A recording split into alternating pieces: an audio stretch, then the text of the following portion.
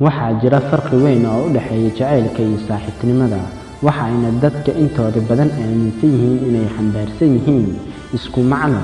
laakiin waxaa jira farqi weyn oo u dhexeeya labada dareen ee saaxiibtinimada iyo jacaylka. marka aad qof ula dhaqmayso saaxiibtinimo, waxa ay ka dareen duwan tahay marka aad qofka ula dhaqmayso jacayl. sidaa darteed waxaan ka hadli doonaa farqiga u dhexeeya jacaylka iyo saaxiibtinimada. haddii aad muuqaalka ka heshay, like saar. mahadsan. saaxiibtinimadu waa xiriir bulsho oo u dhexeeya laba qof ama in ka badan, waxayna ku salaysan tahay kalgacal iyo wada shaqayn ka dhexeeya. waana xiriir bulsho oo dhow oo waara oo ku salaysan barbardhig guud ahaan iyo sida uu qabo cilmi nafsiga.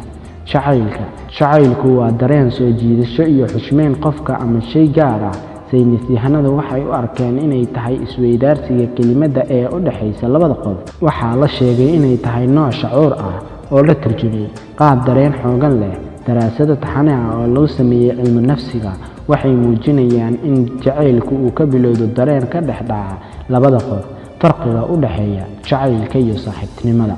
kadib markaan ogaanay macnaha labada erey saaxiibtinimo iyo jacayl, maxay yihiin farqiga u dhexeeya? cilmi nafsi yaqaanada ayaa ogaaday in jacaylka saaxiibtinimadu ay isaga mid yihiin dhinacyo badan, laakiin ay ku kala duwan yihiin waxyaabo badan oo aasaasi ah, taasi oo jacaylka ka dhigaysa mid qoto dheer iyo xasilooni. astaamaha caanka ah ee jacaylka iyo saaxiibtinimada isaga mid yihiin ayaa ah ku raaxaysiga iyo aqbalidda qof kale sida uu yahay, weliba isagoo ixtiraamaya haddii uu saaxiibka yahay ama uu jecel yahay, isagoo u fidinaya caawimo ama uu la dhaqmaya si fiican, weliba ku kalsoon yahay qofka kale. haddaba halkan waxaan idinku soo gudbin doonaa farqiga u dhexeeya jacaylka iyo saaxiibtinimada. 1.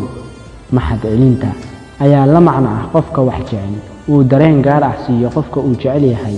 mahadcelinta ayaa la macno ah in qofku wax jecel yahay uu dareen gaar ah siiyo qofka uu jecel yahay, weliba mar walba uu ku dadaalo inuu ka garab dhawaado kali ahaanshaha. tani waa waxa ugu muhiimsan ee jacaylka kaga duwan yahay saaxiibtinimada, waana mid xiriirka u hayso kelinimada iyo weliba inay isku qaas noqdaan labada qof. difaac iyo ilaali.